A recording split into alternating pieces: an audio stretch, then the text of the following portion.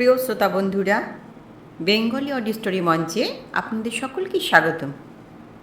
আজকে আমি তারাশঙ্কর বন্দ্যোপাধ্যায়ের লেখা খাজাঞ্চি বাবু গল্পটি পাঠ করে শোনাচ্ছি। শুরু করছি গল্প খাজাঞ্চি বাবু। মানভূম জেলার ফায়ারব্রিক্সের কারখানার একটা মেস। খাপড়ার ছাওয়া এক টানা লম্বা ব্যারাক ধরনের একখানা বাংলো। সামনে সারি সারি থামওয়ালা এক ফালি টানা বারান্দা। সেই বারান্দার উপর বসিয়া কর্মচারীরা সকলে অফিস যাইবার জন্য প্রস্তুত হইতেছিল। শীতকালের প্রাতঃকাল 6:30 কারখানার ভোঁ বাজে। অশ্বিনী চা খায় না, সে গরম দুধের বাটিতে চুমুক দিতেছিল। ভিখারি আউটডোরে কাজ করে, সে নীল রঙের প্যান্টটা পরিয়া মোজা জোড়াটা খুঁজিতেছিল। তরুণ বদি রোজ 25টা ডন ফেলে, সে একাদশ ডনটি তখন ফেলিতেছিল। বুড়ো শশী মিস্ত্রি গত রাত্রের উদ্বৃত্ত মাংসের চর্বিগুলো গিলিতেছিল। ঠিক এই সময়েই কারখানার ভো বাজিয়া উঠিল। শেষ সিটিই তো বটে, থামিয়া থামিয়া বাজাইতেছে। যে যেমন অবস্থায় ছিল ছুটিল। ম্যানেজার নতুন লোক, সাহেবী মেজাজ। তাহার নতুন বন্দোবস্তে নিয়ম হইয়াছে, 6:30 সিটি বাজিবার 5 মিনিটের মধ্যেই সকলকে আপিসে আসিয়া হাজিরা বইয়ে সই করিতে হইবে। তাহার অধিক 1 মিনিটও বিলম্ব হইলে অর্ধেক দিন অনুপস্থিত লেখা হইবে। বদি একাদশ ডনটাতে ব্যায়াম শেষ করিয়া লাফ দিয়া উঠিয়া বলিল, স্লেভারি! সে তাড়াতাড়ি একটা জামা টানিয়া লইয়া বাহির হইয়া পড়িল। আপিসে আসিয়া সে দেখিল সেখানে রীতিমতো যুদ্ধ আরম্ভ হইয়া গিয়াছে। সার্ভেয়ার খাজাঞ্চিকে বলিতেছে, হু আর ইউ? তুমি কে? Why right? কে তোমাকে রাইট দিয়েছে? সিটি দেবার হুকুম তোমাকে কে দিয়েছে? বলো, হু আর ইউ? বদি ঘড়ির দিকে চাহিয়া দেখিল 6:30 বাজিতে এখনও 5 মিনিট বাকি, অর্থাৎ প্রায় 10 মিনিট পূর্বে সিটি দেয়া হইয়াছে। রক্ত যেন তাহার মাথায় চড়িয়া গেল। সে ঘুষি পাকাইয়া খাজাঞ্চির নাকের কাছে আসিয়া বলিল, ইয়ে কোথাকার! কী হয়েছে আপনাদের? নতুন ম্যানেজারের কণ্ঠস্বর। সঙ্গে সঙ্গে সবাই চুপ হয়ে গেল। বৃদ্ধ খাজাঞ্চি হাঁপ ছাড়িয়া বাঁচিল। সে ঈষৎ উৎসাহের সহিত বলিল, স্যার, কাল থেকে অনেক কাজ বাকি পড়ে আছে। গাড়ির লোডিং শেষ হয়নি। 10 নম্বর কিলেন।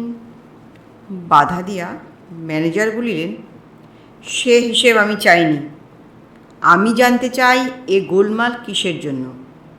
খাজাঞ্চি হতবাক হইয়া গেল। সে ফ্যাল ফ্যাল করিয়া চাহিয়া রইল শুধু তাহার মুখের দিকে। সার্ভেয়ার সকলের মধ্যে পদস্থ ব্যক্তি।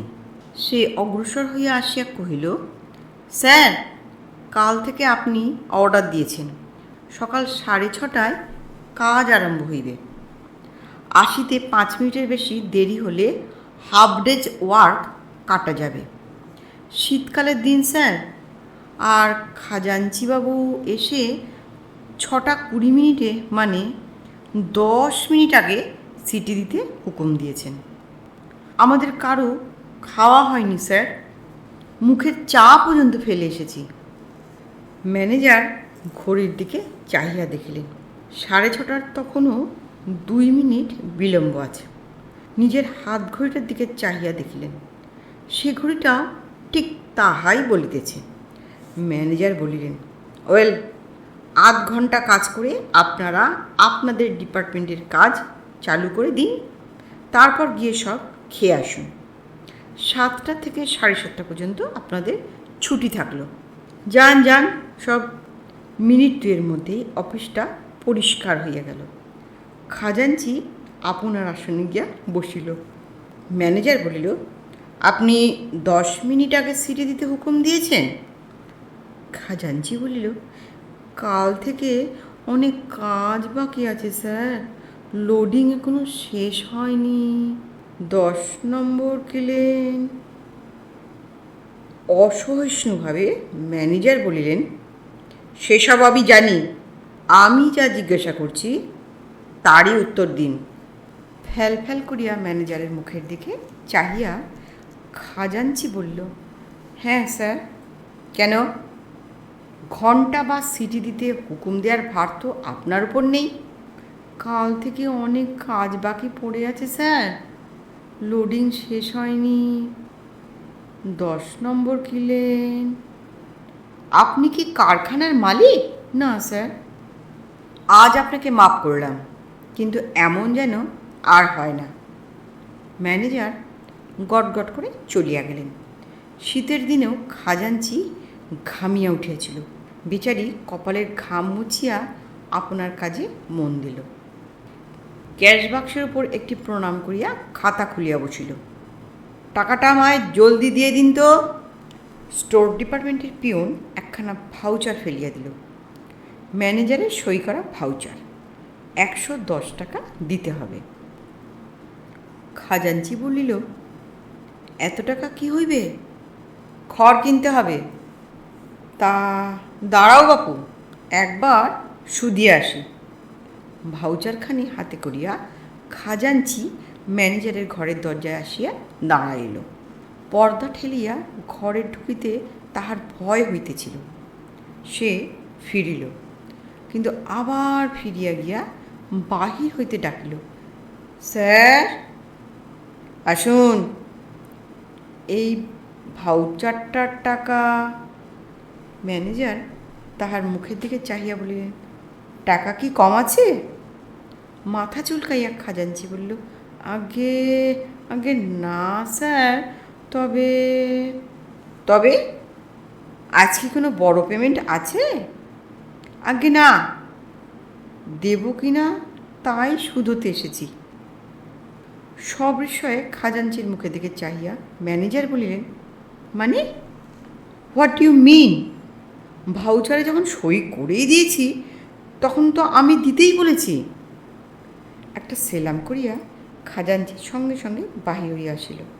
ম্যানেজার আন্দোলিত পর্দাটার দিকে চাহিয়া বললেন, ইডিয়েট। বাক্স খুলিয়া টাকা গুনিয়া গাঁথিয়া পিয়নকে দিয়া খাজাঞ্চি বলল, সই করো। পিয়ন সই করিয়া দিল। টাকা লইয়া সে চলিয়া যাইতেছিল, কিন্তু খাজাঞ্চি বলল, শোনো। কি? দাঁড়াও তো, আর একবার শুনে দেখি, ভুল হলো না তো? আবার দেখিয়া শুনিয়া দিয়াই খাজাঞ্চি খাতায় খরচ লিখিল, স্টোর খাতে খরচ। তারপর আবার ম্যানেজারের ঘরের দিকে চলিয়া গেল। স্যার আসুন। কি কি বলছেন আবার? আগে খড়ের টাকাটা দিয়ে দিলাম। ম্যানেজার অবাক হইয়া খাজাঞ্চির মুখের দিকে চাহিয়া রইলেন। খাজাঞ্চি একটা সেলাম করিয়া বাহির হইয়া আসিল। 12টার ভোঁ বাজিল। স্নানাহারের জন্য এখন 1.5 ঘন্টা ছুটি। মেশে আসিয়া খাজাঞ্চি আপনার নিয়ম মতন জুতো জোড়াটি ঘর ঠিক মধ্যস্থলে খুলিয়া রাখিল।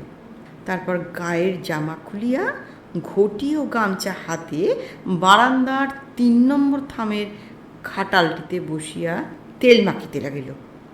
স্টোর কিপার ওদিকে তেল মাখিতেছিল। সে প্রশ্ন করিল, বোদ্দা, নতুন সাহেব লোক কেমন? খাজাঞ্চির নামও বদিবাবু। খাজাঞ্চি উত্তর দিল, ভালো লোক, পাকা লোক। চিঠি যা আজ লিখছিল খসখস করে, জলের মতন কলম চলছে যেন। বালতি ও ঘটি হাতে খাজাঞ্চি উঠিয়া দাঁড়াইল। লম্বা বারান্দাটার জল রাখিবার জন্য প্রত্যেক ঘরের সম্মুখে একটি করিয়া লোহার জালা রক্ষিত ছিল। খাজাঞ্চি প্রত্যেক জালা হইতে 2 ঘটি করিয়া জল তুলিয়া নিজের বালতিতে ভর্তি করিয়া লইল। তারপর সম্মুখে পুরো জমিটার দক্ষিণ পশ্চিম কোণের পাথরটায় স্নান করিতে বসিল। উপাসে ম্যানেজার সাহেব তখন ঘর দেখিতে ঢুকিলেন। সমস্ত ঘর মেরামত ও চুনকাম করা হইবে, তাহারই ব্যবস্থা করিতেছিলেন। খাজাঞ্চি স্নান সারিয়া আসিয়া ঢুকিল। জয় জয় মা কালী। সে গামছা পরিয়া বিবৃত হইয়া উঠিল। ঘরে ম্যানেজার দাঁড়াইয়া। ম্যানেজার বলিলেন, আপনি এ ঘরে থাকেন?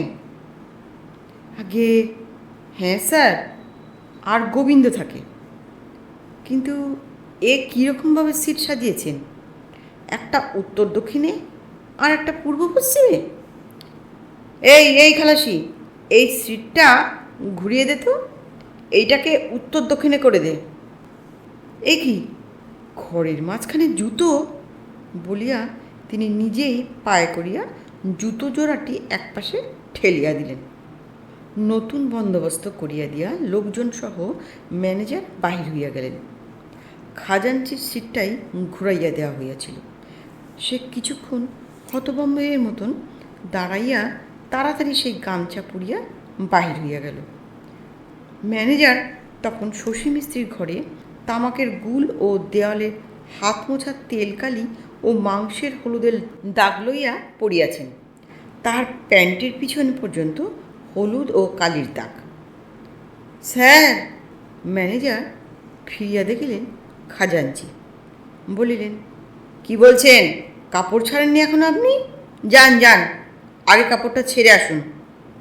স্যার, আজ 14 বছর আমার সিটটা এমনভাবেই আছে স্যার। ম্যানেজার অবাক হইয়া গেলেন। বলিলেন, কি বলছেন আপনি?